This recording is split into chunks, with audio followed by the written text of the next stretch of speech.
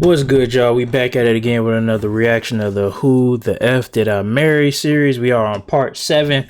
Like I always say in the previous videos, we gonna get straight into it because we got a stage 4 yapper. Boom, let's go. Part 7. Who the fuck did I marry? So I should have been in recovery at Northside Hospital for about at most an hour and a half. Subsequently, I ended up being in recovery between 3 to 3.5 hours. Damn. The nurses kept calling my ex, asking what's the status, because they were actually getting ready to do a shift change. So they kept calling, asking what's the status. Yeah, them nurses don't be trying to stay. I want to say that they called a total of 3 times and they spoke to him twice. So at this point, I knew that they were all like, Where's her fiance? Like, Yeah, what is going on? they don't think he pulling up. He said he was stuck in traffic, and so he was making his way there. He eventually did get to Northside Hospital, and they wheeled me down, because again, he couldn't come in, just because Oh yeah, it's COVID. So, when I got in the car, and I'm in pain, to get drugged up, couldn't keep my eyes open, I was just out of it. But I remember him calling my aunt and my mother and letting them know I picked her up, we're on the way home, let me get her settled, and then I'll give you guys an update. I remember that.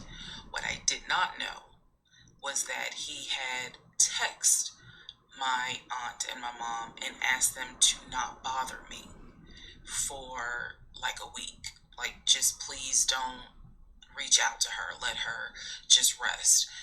I am from New Jersey. I am from an African American family. It's a little weird. Don't tell my black mama or my black aunt that, please don't bother her for a week. Yeah, that ain't gonna fly. I didn't know this at the time. That ain't gonna fly, bro. Interjecting that part. I'm trying to stay in the timeline, but he did apparently do that, and my aunt was like, "Why would fuck you up?" Anyway, so go home. He waits on me hand and foot. I recover. That's good. About 24 to 48 hours to just get my mind right. Back to work. This time, in between when the house in Douglasville fell through, we had not talked about a house. So I guess it was about a week later, after the DNC, he decides that, do you want to start looking for a house again? Excuse me, I have hiccups, y'all. Do you want to start looking for a house again?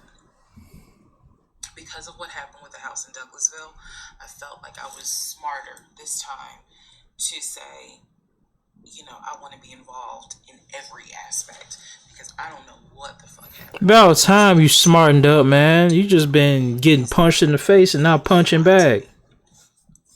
I didn't know then what I know now. I just knew he lied about I knew he lied about being under contract.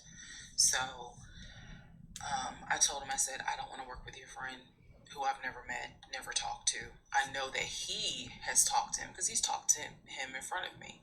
And I'm going to demonstrate on one of the videos how he used to do his phone calls. Don't worry, it's coming. So we found a new real estate agent. Really nice guy. His name was Scott. I am using his real name. Really nice guy. And we told him what the budget was. And Scott was like, okay, when you guys are ready, we can start looking. The budget's $750, right? Try to look for houses that are empty, because you can actually tour those. If it's a house where someone's already living in there, chances are it's going to be a virtual tour because of COVID. So I found a house that I absolutely went. In total, we must have looked at about 15 houses. But I found a house in Smyrna that I absolutely loved. 7 bedrooms. We toured the house. Everything about this house was perfect. The house was listed for $699,000. It was a brand new construction build. The only issue was that the basement was not finished. He wanted the basement to be his man cave. Again, I went with him to tour this house. So this was already feeling very different than the situation in Douglasville, because we did not actually tour the Douglasville house. We only did a FaceTime virtual tour. This house in Smyrna, we toured. We toured this house more than once. And it was gorgeous. Fucking gorgeous. It better be 7 bedrooms, 5 bathrooms. We talked about it. He said that he had the money. Again, the price was $699. Yeah. He said he felt comfortable putting in an all-cash offer. If you remember on the videos before, he told me he had money in his savings from when he played football. So when he said arena football, not football. Even I knew you got that kind of money, like where you can cut a cashier's check for $699,000, and he told me he did. He had money in savings from when he played football, and he was very comfortable paying all cash for this home. So, cap. The real estate agent, Scott, sent over the paperwork. The paperwork was sent in both of our names. It was sent to my email. That was another thing that I changed after Douglasville. Everything gets sent to me, and then I will be sure that he signs it. So he sent it to me. I looked over the offer. We were going to put in an all cash, full price offer with a request to have the basement finished. Also, we were requesting for the seller to give us an answer within 24 hours. We were requesting a quick closing. It's just some of the things I remember. I remember 24 hours, like I didn't want to wait. Y'all doing a lot of requesting.